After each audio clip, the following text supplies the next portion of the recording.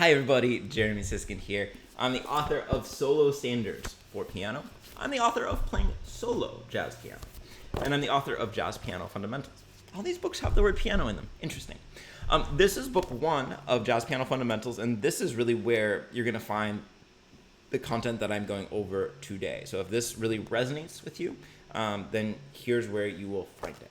So if you're not aware, I've been doing a little Voicings 101 kind of a series, going over different voicing types, how they're different, how they're the same, how they're used, and then going over how I would apply them to a tune. I chose the tune, what a difference a day makes, for no good reason at all. And so today we're going to talk about really specifically type A-B voicings, and specifically 4-note, two-handed type A-B voicings. Okay. And so I'm going to give you a very narrow window, and then in the next video, we're going to talk about expanding to 5 or 6 note type A-B voicings. So that's the game plan.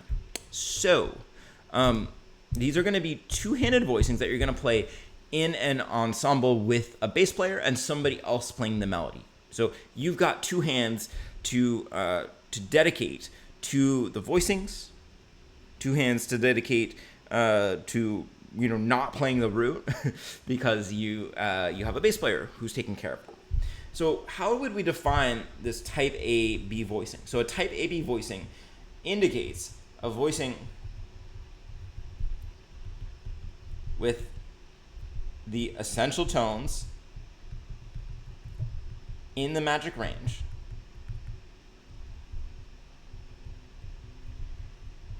plus color tones added. All right, so there's a lot to unpack here. Okay. If you've already been watching each of these voicings, you've heard me, each of these videos about voicings, you've heard me say this a few times. So essential tones, we're talking mainly 3rd and 7th, with some exceptions that in 6th chords, the 6th replaces the 7th, and in sus chords, the 4th replaces the 3rd. But 8 times out of 10, we're talking about the 3rd and 7th. Okay, when I say magic range, I am talking about this range of the piano from a low C or somewhat low C to the G in the treble clef. This is our magic range. And notice this is so key, and so many students miss this part, so I'm going to pause over it for a second, that it's just the essential tones, the 3rd and 7th, that need to be in the magic range. So your voicing is going to go above this range because color tones, our other category of notes that we're going to talk about, they can go wherever. They can go within the magic range, outside of the magic range, etc. Okay? So it's just those 2 notes, the 3rd and 7th, that need to be in the magic range. Now, if you watched my last video, or if you have a general knowledge of jazz voicings, you'll know that these essential tones can also be referred to as the shell. So basically, the left hand here is going to play a shell voicing, and the right hand is going to add color tones above. All right, and so in terms of color tones, I start my students off, if you've taken my classes or read through my books, with the 5th and the 9th. And the reason is that those are really universal color tones for our 3 primary chord types in major keys: major 7th, minor 7th, and dominant 7th. All right, Dom here just in case. So the 5th and the 9th work beautifully in all of these chords. So if you're newer, you don't know any theory, then I would recommend just slotting in the 5th and the 9th and not thinking too hard. Now, it's pretty common for the 13th to be substituted for the 5th in the major and dominant 7th chords. And I think it does make them sound more colorful. In minor 7th chords, the 11th can be a color tone. We're probably not going to use it today. And in the dominant 7th chords, we can use altered tones, like the flat 9, the sharp 9. Those 2 would replace the 9th in the chord. The sharp 11th or the flat 13th, and those 2 would replace the 5th in the chord. So that's like the general concept. This is what we're doing. We're going to place the essential tones in the magic range, and then in this kind of voicing, we're going to stack the color tones above that. And let me give you 2 formulas if formulas are helpful. The formulas are going to be 3, 7, 9, 5, and we're going to call this type A.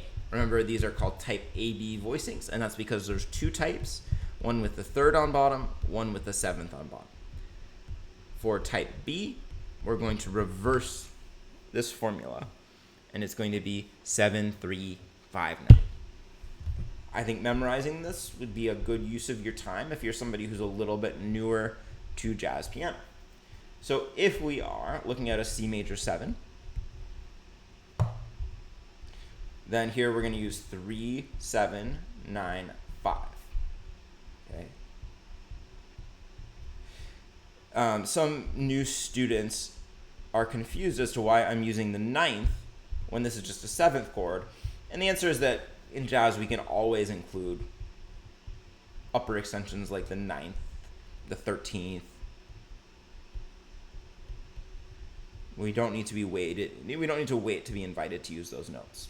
So here's your stacked up C major 7th chord, and we're going to put it into a voicing. I'm going to put a C in parentheses on bottom so that we know that this is a C chord, but we're not going to play that. The bass is going to play that. All right, so 3, 7, 9, 5.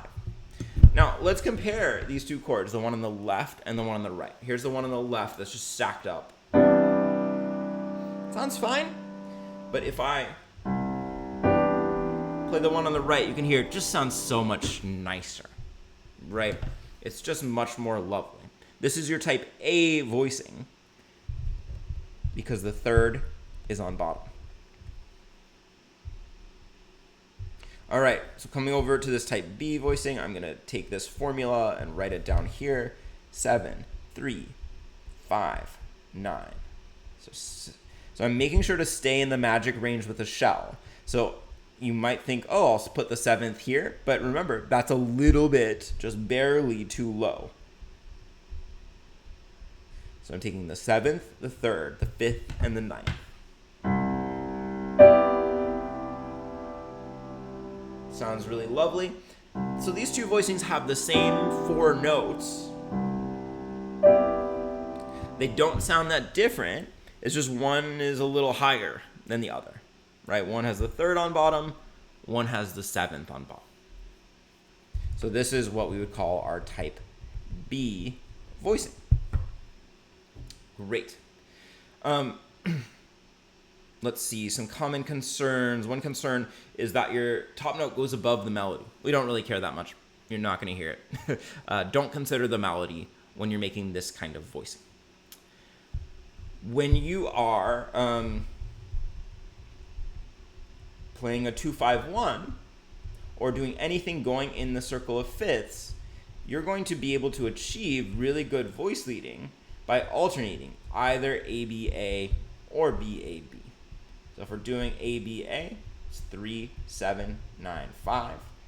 BAB, now I'm writing in notes for G7. The 7th is F, 3rd is B, 5th is D, 9th is A. And then back to C major 7, 3rd. We already did this one. And so you can see that in fact, each note, the highest note, the second highest, the middle note, there's not a middle, there's 4 of them, the lowest note, it's always moving by step in this kind of progression. Really beautiful, and listen to how much nicer that sounds than if I just stack them up. Right, you can hear it's just more resonant, more open, more beautiful. So this could be ABA, or we could start on B and it could be BAB. Just for the sake of time, we're not going to do that right now. So let's go over to what a difference a day makes. Sorry, let me fast forward. And let's see how this works in the quote-unquote real world. So I get to decide whether I want to start with type A or type B. Let's start with type A. It doesn't really matter that much. You just want to consider, you don't want to be like really, really high or really, really low in terms of these two notes being in the magic range. I like to try to come in somewhere around the middle. So here I've written a type A voicing 3, 7, 9, 5. Okay. Now this is a 2-5-1. F minor 7, B flat 7, E flat major. So I know I can alternate between type A and type B. So type B, here's our formula. And I'm going to go ahead and write in those notes. Now, as I mentioned, sometimes we can sub in the 13th for the 5th. I shouldn't say sometimes. Whenever we have a dominant or a major 7th chord, we can sub the 13th for the 5th. So if you prefer, these are both going to sound good. Here it is with the 5th. Here it is with the 13th. Little more colorful with the 13th, right? Or we could split the difference and do the flat 13th. And that's how it's really colorful. All right, and then we're back to type A. 3rd of E flat is G, 7th is D, 9th is F, 5th is B flat. All right, we're still going in the circle of 5ths. You can see E flat moving to A flat. So we're still gonna alternate type A and B. So let's get ready for a type B voicing here.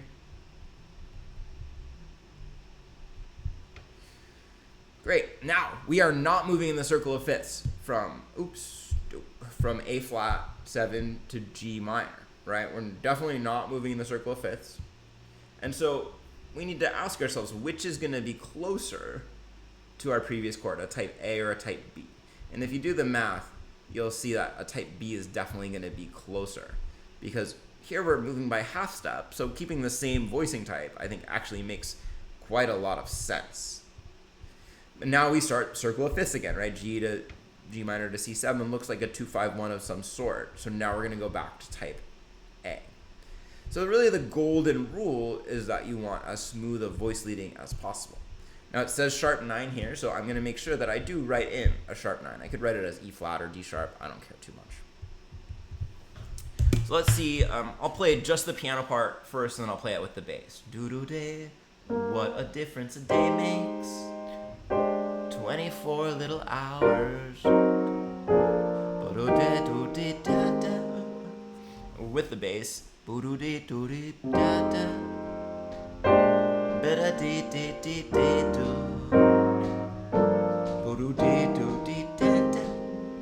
Now one place where your ear might have caught a little bit is on this G minor 7. This is the 3 chord. And for those of you who know a lot about jazz theory, or maybe you've checked out Barry Harris's lectures, you know the 3 chord's kind of a weird one because this 9th ends up going outside of the key. So when that happens, hey, let's call an audible. Let's just use the root up here so that we don't do anything weird outside of the key, if that bothers you. It may or may not feel bothersome. All right, so let's see. We're coming from type A here. We're moving in the circle of 5ths, so that means we can go to type B here. I'm writing in these accidentals even though I know it's in the key signature. I just want to make sure that everything's nice and clear for you. It's another 2-5-1. So let's do B, A, B. Going a little faster now because hopefully you guys are getting the gist. So type B is 7, 3, 5, 9. So E flat. You could see you need to have pretty good chord knowledge to do this pretty fast. And then we are moving, we're not exactly moving in the circle of 5ths, but we're moving by 5th here. So I still want to alternate.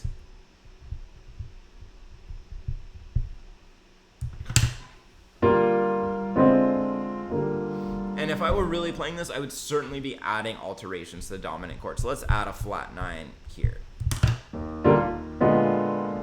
Makes it sound so much more sophisticated to add in those altered tones.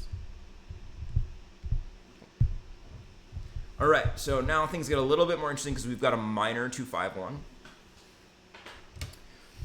So I'm going to go 3, 7, 9, 5.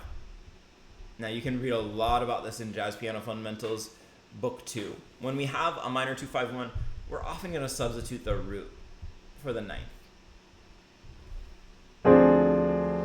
Because that 9th can really create some problems depending on the context. So this is a type A. And since this is the 2-5-1, we'll go A, B, A. You can also read about in Jazz Piano Fundamentals Book 2 how you want to use flat 9s really all the time in a minor 2-5-1.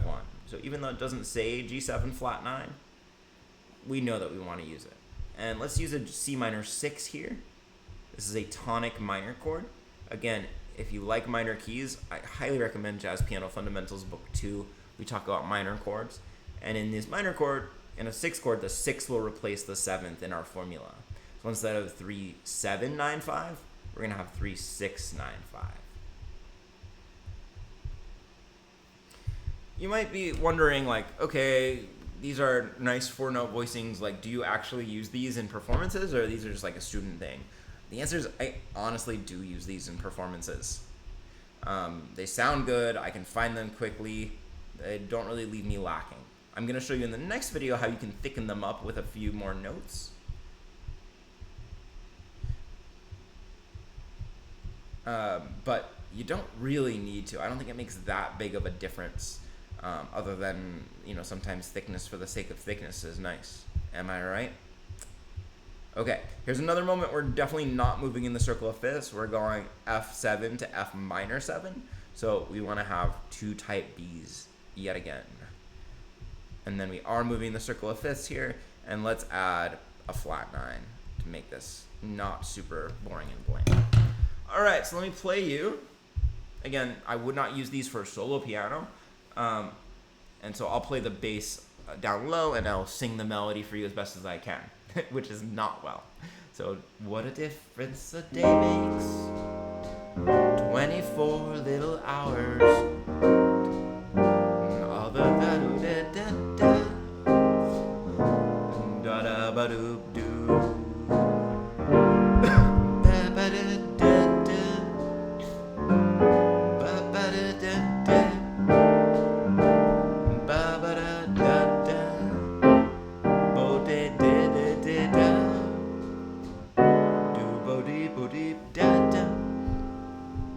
Now I'll play it more how I might actually play it, with a little more rhythm, maybe some extra alterations, a little bit more motion, but still basically using these voicings. What a difference a day makes.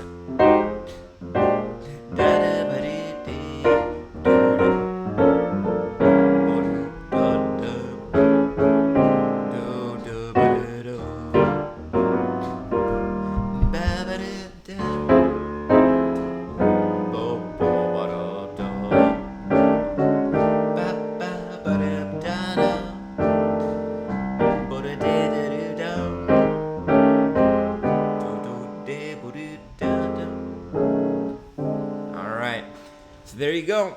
Those are basic 4-note type A, B voicings. If this is new and good information for you, you'll see a lot more detail. You see it in writing with diagrams in Jazz Piano Fundamentals Book 1. Next video, we're going to dive into some things that are in Jazz Piano Fundamentals Book 2, which is taking these 4-note voicings and then turning them into 5- and 6-note voicings. So don't miss it. Put on that alarm bell so that YouTube shakes you out of bed and says, hey, watch this video. Okay, I recorded too many videos at once, I think, because I'm losing it. So I'm going to stop here. But say something about your alarm in the comments if you've made it this far. And thanks very much for watching.